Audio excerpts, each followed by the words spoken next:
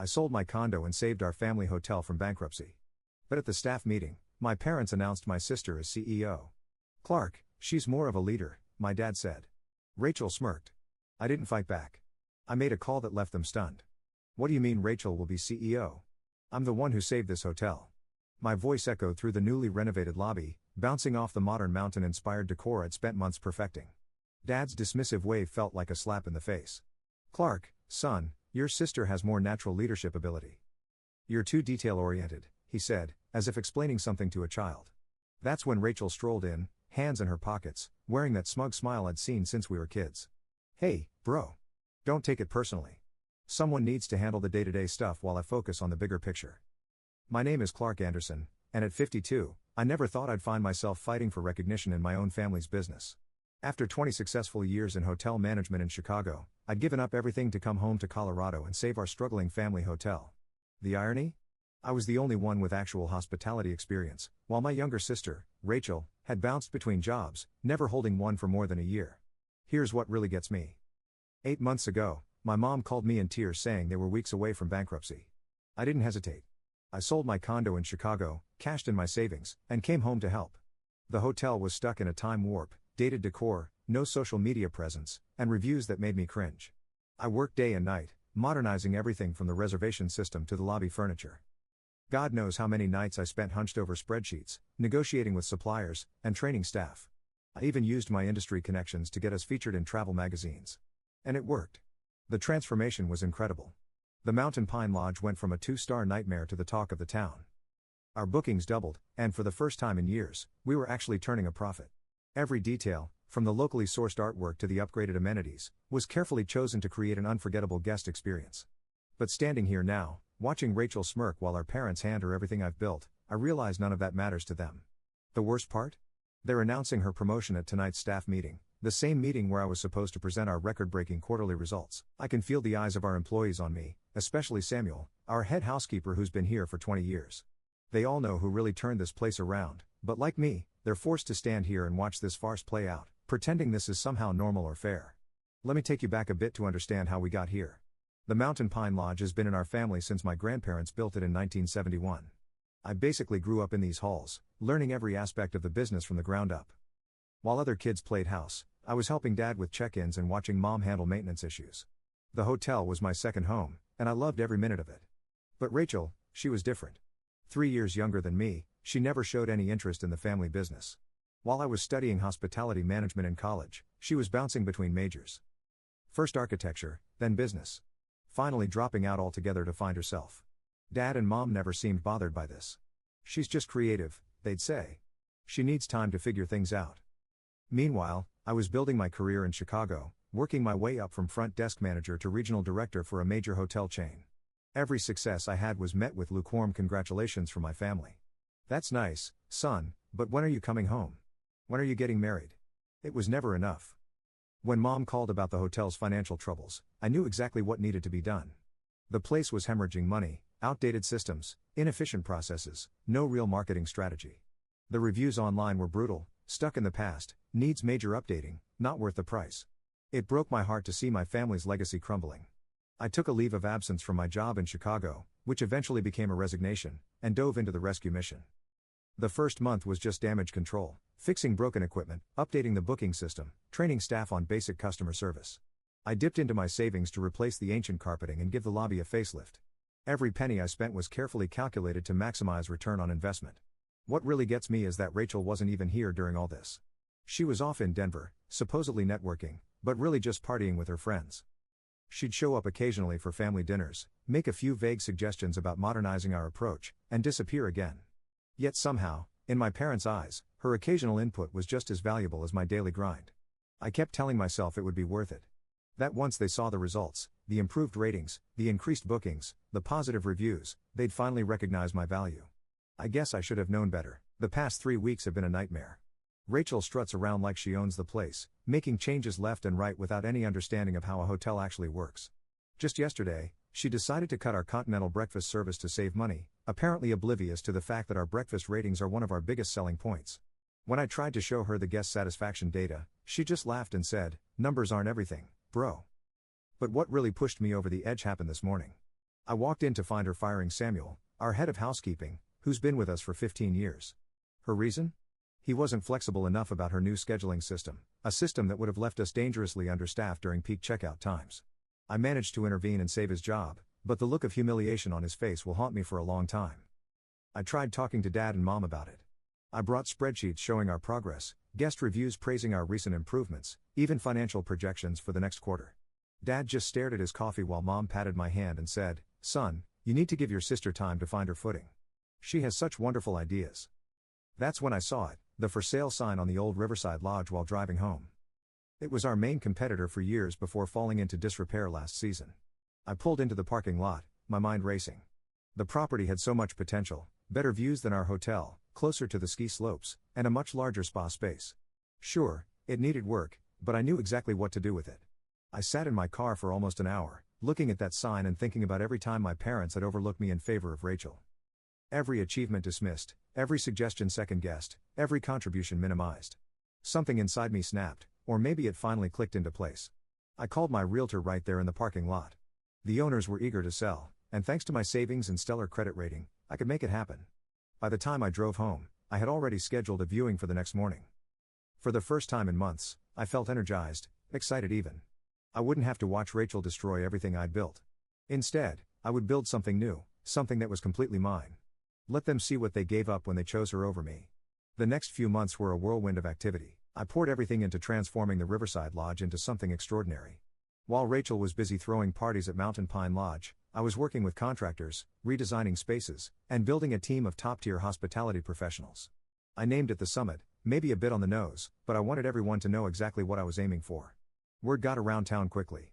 Some people called me spiteful for competing with my own family. Others, especially those who'd worked with me at Mountain Pine, quietly cheered me on. My parents tried guilt-tripping me at first. "How could you do this to your sister, to us?" Dad would ask during our increasingly rare family dinners. I just smiled and changed the subject. Meanwhile, Rachel's mismanagement was taking its toll on Mountain Pine Lodge. Their reviews started dropping, complaints about inconsistent service, maintenance issues, even cleanliness problems.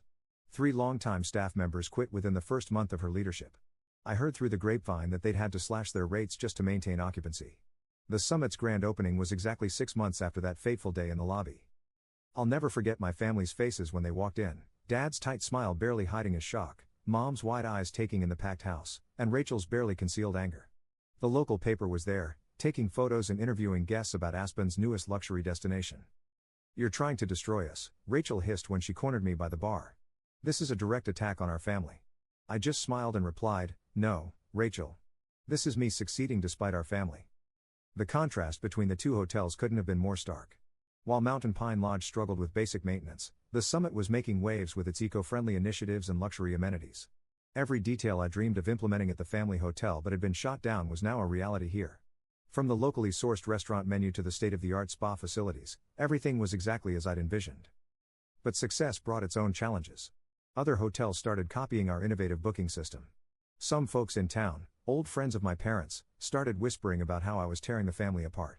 Even some of my loyal guests from Mountain Pine Lodge expressed guilt about choosing sides. The real challenges came rolling in as the Summit gained momentum. My former vendors from Mountain Pine Lodge started getting pressure not to work with me. Dad had quite the social circle in town, and suddenly, some longtime family friends stopped meeting me for our usual coffee dates. I even lost my spot on the local tourism board. Apparently, there was a conflict of interest. But I wasn't about to let small-town politics derail everything I'd built. When local vendors hesitated, I found better ones in Denver. When the tourism board dropped me, I focused on building direct relationships with ski tour operators. Every obstacle just pushed me to be more innovative, more determined. Then came the biggest test of all. Dad and Mom showed up at my office one morning, looking worried.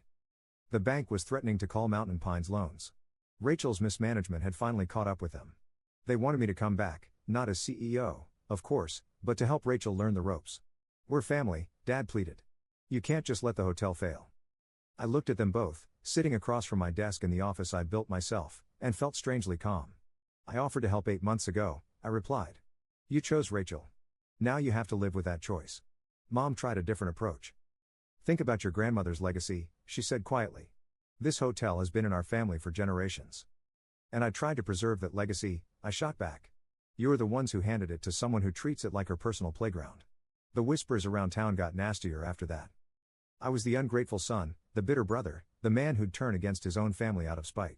Some days, those rumors hurt more than I'd like to admit. But every morning, I'd walk into the summit's lobby, see my vision come to life, and know I'd made the right choice. My team became my new family. Many were former Mountain Pine employees who jumped ship, tired of Rachel's chaotic management style. They understood what I was building here wasn't about revenge. It was about creating something meaningful, something we could all be proud of. The breaking point came during the annual Colorado Luxury Hotels Awards. The summit was nominated for Best New Boutique Hotel, and Mountain Pine Lodge was conspicuously absent from any category. I was sitting in the ballroom surrounded by my team when they announced our win. As I walked to the stage, I caught sight of my parents in the back of the room. They'd shown up unannounced, probably expecting to support our family hotel as they had for years. The look on their faces said everything. Dad was fighting back tears, and Mom looked like she'd aged 10 years. Rachel wasn't there. She'd stopped attending industry events months ago, claiming they were just popularity contests. But everyone in that room knew what this moment meant. The student had officially surpassed the teacher. The detail-oriented son had built something better than the family legacy they'd refused to entrust him with. During my acceptance speech, I thanked my team, our guests, and even mentioned Mountain Pine Lodge, where I first fell in love with hospitality. The crowd's uncomfortable shifting told me they caught my subtle dig, but it was the conversation afterward that really changed everything. A renowned travel magazine editor approached me for an interview. As we talked about the summit's success, my parents hovered nearby, clearly listening. They heard every word as I described my journey, including how being passed over for CEO had motivated me to build something of my own. Sometimes the best success stories come from being underestimated, I said, loud enough for them to hear. That evening, the magazine editor told me they were naming the Summit Best Boutique Hotel in the Rockies in their upcoming issue. The same issue would feature a piece on traditional hotels struggling to adapt, with Mountain Pine Lodge as their prime example. When the article came out, it was like a bomb went off in our small town. Everyone who'd whispered about me being spiteful had to acknowledge the truth. I'd built something extraordinary, while Mountain Pine Lodge was failing not because of me, but because of their own poor decisions. Looking back on everything, it's hard not to feel a mix of emotions.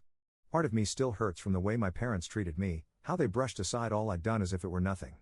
But another part of me, maybe the bigger part, feels liberated. I'm living my life on my terms, not waiting for someone else's validation. When I walk into the summit every morning, I'm reminded of what I built with my own two hands. The vibrant lobby buzzes with life, guests chatting excitedly about their plans for the day, staff moving efficiently with warm smiles, the faint aroma of freshly brewed coffee mingling with the clean mountain air that drifts in when the doors open. It's everything I ever wanted Mountain Pine Lodge to be, and seeing it thrive gives me a deep sense of pride. My team at the summit has become my family in ways I never expected. Many of them, like Sam and Marco, are former employees of my parents' hotel who left because they saw the same lack of leadership I did. They've been instrumental in making the summit a success, and their loyalty humbles me. Sam often jokes that he finally feels like his experience and ideas are valued, and I know exactly how he feels. Outside of work, I've started reconnecting with old friends. For years, I was so wrapped up in trying to prove myself to my parents that I let important relationships slip away. Now, I'm making time for coffee dates and hikes, rebuilding those connections. Some people from the town who initially criticized my decision to compete with my family have even come around, admitting they admire what I've accomplished. I've also started to find my place within the community again. Hosting events at the summit has helped me reestablish old bonds and even create new ones.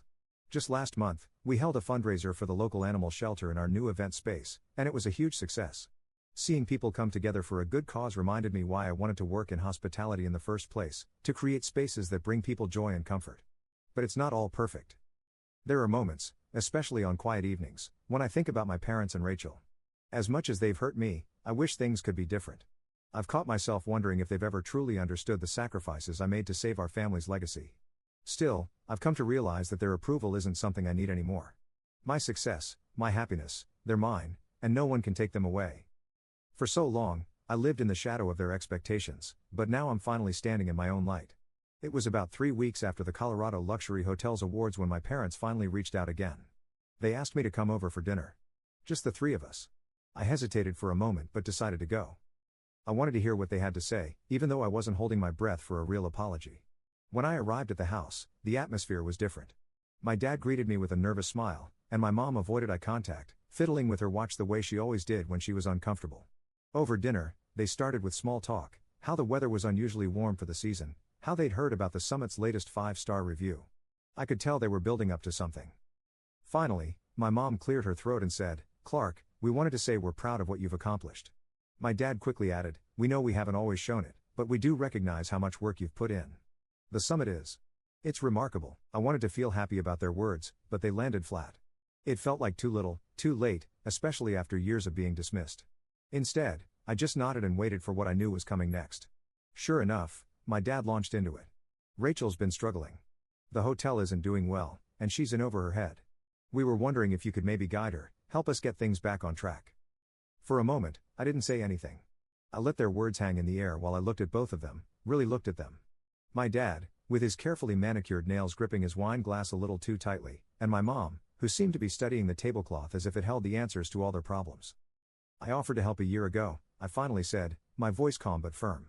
I gave up my life in Chicago to save Mountain Pine Lodge. You chose to put Rachel in charge, knowing she wasn't ready, knowing I had the experience to make it succeed. You didn't want my leadership then, and now that things have fallen apart, you're asking me to step in? I'm sorry, but I can't do that. My dad opened his mouth to argue, but I held up a hand to stop him. I'll give you advice if you want it. I can recommend strategies, suppliers, even training programs for the staff. But I'm not coming back to fix what Rachel has broken. That's not my responsibility anymore. They didn't know what to say. My mom finally muttered something about understanding my position, but the disappointment on her face was clear. My dad looked like he wanted to argue more, but for once, he didn't push it. Driving home that night, I felt lighter than I had in years. Setting those boundaries wasn't easy, but it was necessary. I wasn't bending over backward to make my parents happy or cleaning up Rachel's messes. I was choosing myself, my happiness, and my future. Over the next few weeks, I noticed a shift in how I carried myself. Saying no to my parents gave me the confidence to enforce boundaries in other areas of my life too. I stopped over-explaining my decisions to people, whether it was about work or personal choices. I became more comfortable letting go of relationships that no longer served me, instead focusing on the ones that brought me joy and support. At the summit, we hit new milestones. Our occupancy rates were the highest in the region, and we started receiving inquiries from other boutique hotel owners asking for consulting advice. My parents' hotel, meanwhile, continued to decline, though I did hear they finally hired a professional hospitality consultant to try to turn things around. Rachel and I barely spoke, and I was okay with that. She didn't apologize or acknowledge what had happened, but I no longer needed her to. Her bitterness was her burden to carry, not mine. The summit had become a reflection of everything I'd worked for, my resilience, my vision, my independence, and as it flourished, so did I. Standing in the lobby of the summit one morning, I watched as the sunlight poured through the floor-to-ceiling windows, casting a warm glow over the modern decor I'd designed. A family walked past, laughing as they planned their day, while one of my staff expertly handed a couple their itinerary for a scenic snowshoe hike. It hit me in that moment how far I had come, not just professionally, but personally. For years, I'd measured my worth by my parents' approval, by their ability to see and acknowledge my contributions. But now I realized I didn't need that anymore. What I had built here wasn't just a hotel. It was a testament to my resilience, my creativity, and my ability to thrive despite the challenges thrown my way. The journey had been hard. Letting go of the hope that my family would change was painful, but it also freed me. I no longer felt tied to the weight of their expectations or their dismissal. Instead, I felt proud of what I had created, proud of the team I'd cultivated, and proud of the life I was living. I wasn't just surviving, I was thriving. The Regional Hospitality Award ceremony was the kind of event I used to dream about attending. The room was buzzing with excitement, filled with industry leaders, journalists, and hotel owners from across the state. As the announcer began to list the nominees for Boutique Hotel of the Year, I caught a glimpse of my dad and mom seated toward the back of the room. Their faces were unreadable, but I could sense the weight of what this moment meant to all of us. When the summit was announced as the winner, the room erupted into applause. My team cheered as I walked to the stage, my heart pounding. As I accepted the award, I glanced at my parents. My mom gave me a small nod, and my dad's eyes glistened with unshed tears. It wasn't quite an apology, but it was acknowledgement, something I'd long since stopped expecting, but still appreciated in its own way. After the ceremony, I joined my team in celebrating. My parents didn't approach me, and I didn't go to them. This was my moment, and I wanted to share it with the people who had helped me achieve it. I felt truly free from the need for their approval, free from the shadows of their choices. Success wasn't about proving them wrong anymore.